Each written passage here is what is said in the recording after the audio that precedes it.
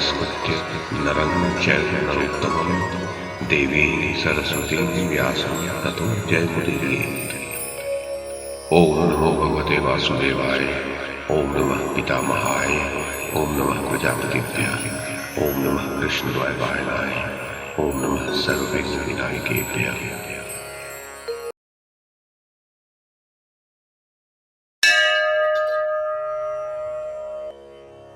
वैशंपायन जी कहते हैं, जन्मेजय, राजा धृतराष्ट्र ने कहा, संजय, यूं तो तुमने जिन जिन का उल्लेख किया है वे सभी राजा बड़े उत्साही हैं।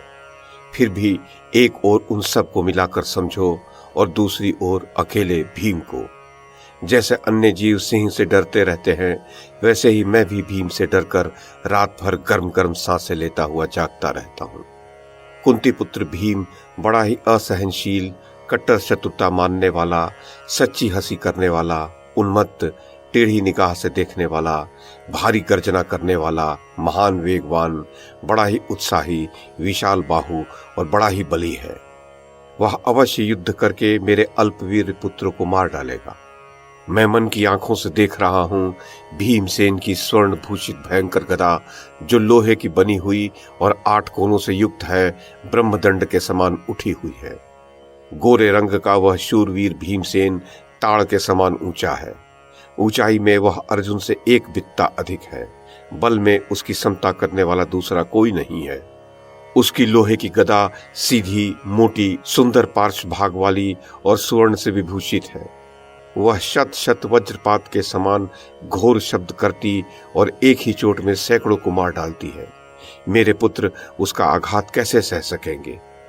तात संजय, भीमसेन की गदा छीके पर रखने योग्य 4 हाथ लंबी और 6 कोणों से विभूषित है। उस अत्यंत तेजस्विनी गदा का स्पर्श भी दुखदायक है। जब भीम उसे मेरे पुत्रों पर चलाएगा, तब वे उसका आघात कैसे सह सकेंगे? उसकी स्मृति उभरते ही मेरा हृदय धड़कने लगता है। बाल्यावस्था में भी जब मेरे पुत्र उसके साथ खेल में युद्ध करते थे, तो वो उन्हें हाथी की तरह मसल डालता था। जिस समय वह रणभूमि में क्रोधित होगा, उस समय अपनी गदा से रथ, हाथी, मनुष्य और अश्व सभी को कुचल डालेगा।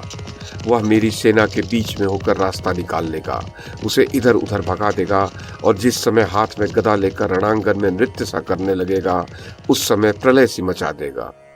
देखो, मगध देश के राजा महाबली जरासंध ने यह समस्त पृथ्वी अपने वश में करके संतप्त कर रखी थी, किंतु भीमसेन ने श्री कृष्ण के साथ उसके अंतःपुर में जाकर उसे भी मार डाला। भीमसेन के बल को मैं ही नहीं, ये भीष्म, द्रोण और कृपाचार्य भी अच्छी तरह जानते हैं। शोक तो मुझे उन लोगों के लिए है जो पांडवों के साथ युद्ध करने पर ही तुले हुए हैं। विदुर ने आरंभ में ही जो रोना रोया था, आज वही सामने आ गया। इस समय कौरवों पर जो महान विपत्ति आने वाली है, उसका प्रधान कारण द्यूत ही जान पड़ता है। मैं बड़ा मंदमती हूं। हाय, ऐश्वर्य के लोभ से ही मैंने यह महापाप कर डाला। संजय, मैं क्या करूं, कैसे करूं और कहां जाऊं?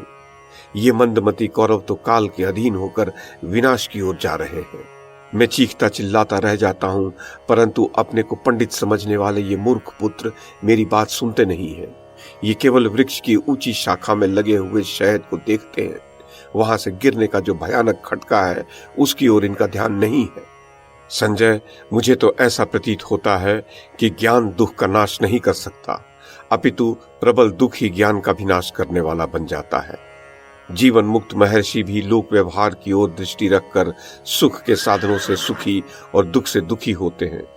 फिर जो पुत्र राज्य, पत्नी, पौत्र तथा बंधु बांधवों में जहां तहां सहस्रों प्रकार से मोहवश आसक्त हो रहा है, उसकी तो बात ही क्या है।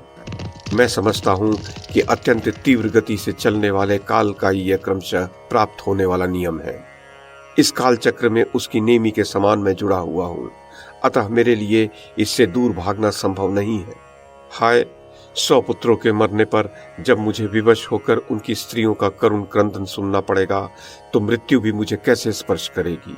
जिस प्रकार वायु से प्रज्वलित हुई अग्नि घास फूस की ढेर को भस्म कर देती है, वैसे ही अर्जुन की सहायता से गदाधारी भीम मेरे सब पुत्रों को मार डालेगा। देखो, आज तक युधिष्ठिर की मैंने एक भी मिथ्या बात नहीं सुनी। और अर्जुन जैसा वीर उसके पक्ष में है, अतः वह तो त्रिलोकी का भी राज्य पा सकता है। रात दिन विचार करने पर भी मुझे ऐसा कोई योद्धा दिखाई नहीं देता जो रथ युद्ध में अर्जुन का सामना कर सके। यदि किसी प्रकार वीरवर द्रोणाचार्य और कर्ण उसका सामना करने के लिए आगे बढ़े भी, तो भी अर्जुन को जीतने के विषय में तो मुझे बड़ा भारी संदेह है। मैं तो देखता हूं मेरी विजय होगी ही नहीं, क्योंकि कर्ण दयालु और प्रमादी है और आचार्य द्रोण वृद्ध होने के साथ ही अर्जुन के गुरु हैं। अर्जुन तो सारे देवताओं को भी जीत चुका है, वह कहीं हारा हो ये मैंने आज तक नहीं सुना, क्योंकि जो स्वभाव और आचरण में उसी के समान हैं, वे श्री कृष्ण उसके सारथी हैं। जिस समय वह रणभूमि में रोषपूर्वक पैने पैने बाणों की वर्षा करेगा, उस समय विधाता के रचे हुए सर्वसंहारक काल के समान उसे वश में करना असंभव हो जाएगा। उस समय मैं राजभवन में बैठा हुआ बार बार कौरवों की विविध अवस्थाओं की कथा सुनता रहूंगा। अहो, युद्ध के मुहाने पर निश्चय ही सब ओर से यह भरत वंश का विनाश आ पहुंचा है। संजय, जैसे पांडव लोग विजय के लिए उत्सुक हैं, वैसे ही उनके सब साथी भी विजय के लिए कटिबद्ध और पांडवों के लिए अपने प्राण निछावर करने को तैयार हैं। तुमने मेरे सामने शत्रु पक्ष के पांचाल, केकय, मत्स्य और मगध देशीय राजाओं के नाम लिए हैं, किंतु जगत सृष्टा श्री कृष्ण तो इच्छा मात्र से इंद्र सहित इन सभी लोगों को अपने वश में कर सकते हैं। वे भी पांडवों की विजय का निश्चय किए हुए हैं। सात्यकी ने भी अर्जुन से सारी शस्त्र विद्या सीख ली है। वह बीजों के समान बाणों की वर्षा करता हुआ युद्ध क्षेत्र में डटा रहेगा। महारथी दृष्टिद्युम्न भी बड़ा भारी शस्त्रज्ञ है, वह युद्ध करेगा ही। मुझे तो हर समय युधिष्ठिर के कोप और अर्जुन के पराक्रम का तथा नकुल, सहदेव और भीमसेन का भय लगा हुआ है। युधिष्ठिर सर्वगुण संपन्न है और प्रज्वलित अग्नि के समान तेजस्वी है। ऐसा कौन मूढ़ है जो पतंगे के समान उसमें गिरना चाहेगा। अतः कौरवों, मेरी बात सुनो, मैं तो उनके साथ युद्ध न करना ही अच्छा समझता हूं। युद्ध करने पर तो निश्चय ही इस सारे कुल का नाश हो जाएगा। मेरा तो यही निश्चित विचार है और ऐसा करने में ही मेरे मन को शांति मिल सकती है। यदि तुम सबको भी युद्ध न करना ही ठीक लगे तो हम शांति के लिए प्रयत्न करें। युधिष्ठिर हमें युद्ध की चर्चा से क्लेश में पड़े देख हमारी उपेक्षा नहीं कर सकते। वे तो मुझे ही अधर्म पूर्वक कलह बढ़ाने में कारण मानकर मेरी निंदा करते हैं। फिर मेरे ही द्वारा शांति प्रस्ताव उपस्थित किए जाने पर वे क्यों नहीं सहमत होंगे। वैशंपायन जी कहते हैं, जन्मेजय, संजय ने कहा, महाराज, आप जैसा कह रहे हैं वही ठीक है।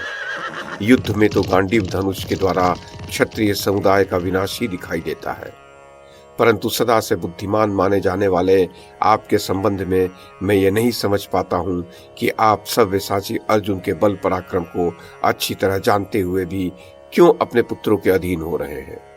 आपने पांडवों के प्रति अपराध किया है। इस कारण इस समय आपके द्वारा जो विचार व्यक्त किया गया है यह सदा स्थिर रहने वाला नहीं है। आपने आरंभ से ही कुंती पुत्रों के साथ कपटपूर्ण व्यवहार किया है। जो पिता के पद पर प्रतिष्ठित है, श्रेष्ठ सुहृद है और मन में भली भांति सावधानी रखने वाला है, उसे अपने आश्रितों का हित साधन ही करना चाहिए। द्रोह रखने वाला पुरुष पिता अथवा गुरुजन नहीं कहला सकता। महाराज, द्यूत क्रीड़ा के समय जब आप अपने पुत्रों के मुख से सुनते थे कि ये जीता, ये पाया तथा पांडवों की पराजय हो रही है, तब आप बालकों की तरह मुस्कुरा उठते थे। उस समय पांडवों के प्रति कितनी ही कठोर बातें कही जा रही थी, परंतु मेरे पुत्र सारा राज्य जीतते चले जा रहे हैं, ये जानकर आप उनकी उपेक्षा करते जाते थे। ये सब इनके भावी विनाश या पतन का कारण बनेगा एक दिन, उस ओर आपकी दृष्टि नहीं जाती थी। महाराज, कुरुजांगल देश ही आपका पैतृक राज्य है, किंतु शेष सारी पृथ्वी उन वीर पांडवों ने ही जीती है जिसे आप पा गए हैं। कुंती पुत्रों ने अपने बाहुबल से जीतकर ये भूमि आपकी सेवा में समर्पित की है, परंतु आप उसे अपनी जीती मानते हैं। राज शिरोमणे, घोष यात्रा के समय गंधर्व राज चित्रसेन ने आपके पुत्रों को बंदी बना लिया था। वे सब के सब बिना नाव के जल में डूब रहे थे। उस समय उन्हें अर्जुन ही पुनः छुड़ा कर ले आए थे। राजन, पांडव लोग जब द्यूत क्रीड़ा में चले गए और हार कर वन में जाने लगे, उस समय आप बच्चों की तरह बार बार मुस्कुराकर अपनी प्रसन्नता प्रकट कर रहे थे। जब अर्जुन असंख्य तीखे बाण समूहों की वर्षा करने लगेंगे, उस समय समुद्र भी सूख जा सकते हैं। फिर हाड़ मांस के शरीरों से पैदा हुए प्राणियों की तो बात ही क्या है। बाण चलाने वाले वीरों में अर्जुन श्रेष्ठ है, धनुषों में गांडीव उत्तम है, समस्त प्राणियों में भगवान श्री कृष्ण श्रेष्ठ है, आयुधों में सुदर्शन चक्र श्रेष्ठ है और पताका वाले ध्वजों में वानर से उपलक्षित ध्वज ही श्रेष्ठ एवं प्रकाशमान है।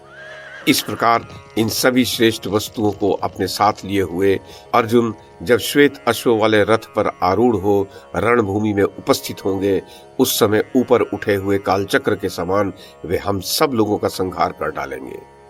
राजाओं में श्रेष्ठ भरतभूषण महाराज, अब तो ये सारी पृथ्वी उसी के अधिकार में रहेगी जिसकी ओर से भीमसेन और अर्जुन जैसे योद्धा लड़ने वाले होंगे, वही राजा होगा। आपकी सेना के अधिकांश वीर भीमसेन के हाथों मारे जाएंगे और दुर्योधन आदि कौरव विपत्ति के समुद्र में डूबती हुई इस सेना को देखते देखते स्वयं भी नष्ट हो जाएंगे। आपके पुत्र तथा इनका साथ देने वाले नरेश भीमसेन और अर्जुन से भयभीत होकर कभी विजय नहीं पा सकेंगे। मत्स्य देश के क्षत्रिय अब आपका आदर नहीं करते हैं। पांचाल, केकय, शाल्व और शूरसेन देशों के सभी राजा एवं राजकुमार आपकी अवहेलना करते हैं। वे सब परम बुद्धिमान अर्जुन के पराक्रम को जानते हैं, अतः उन्हीं के पक्ष में मिल गए हैं। युधिष्ठिर के प्रति भक्ति रखने के कारण वे सब सदा ही आपके पुत्रों के साथ विरोध रखते हैं। महाराज, जो सदा धर्म में तत्पर रहने के कारण वध और क्लेश पाने के कदापि योग्य नहीं थे, उन पांडु पुत्रों को जिसने सदा विपरीत व्यवहार से कष्ट पहुंचाया है और जो इस समय भी उनके प्रति द्वेष भाव ही रखता है, आपके उस पापी पुत्र दुर्योधन को ही सभी उपायों से साथियों सहित वश में रखना चाहिए। आप बारंबार इस प्रकार शोक न करें। द्यूत क्रीड़ा के समय मैंने तथा परम बुद्धिमान विदुर जी ने भी आपको यही परामर्श दिया था, परंतु आपने ध्यान नहीं दिया।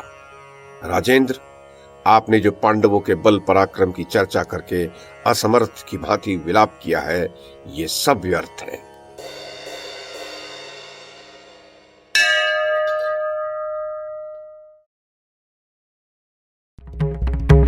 YouTube के माध्यम से महाभारत की कथा को एक श्रृंखला के रूप में प्रस्तुत करने का हमारा ये प्रयास यदि आपको सराहनीय लगा हो तो कृपया इस कड़ी को लाइक और शेयर करें, चैनल को सब्सक्राइब करें और बेल आइकन को दबाएं। साथ में अन्य लोगों को भी देखने के लिए प्रेरित करें। धन्यवाद और नमस्कार।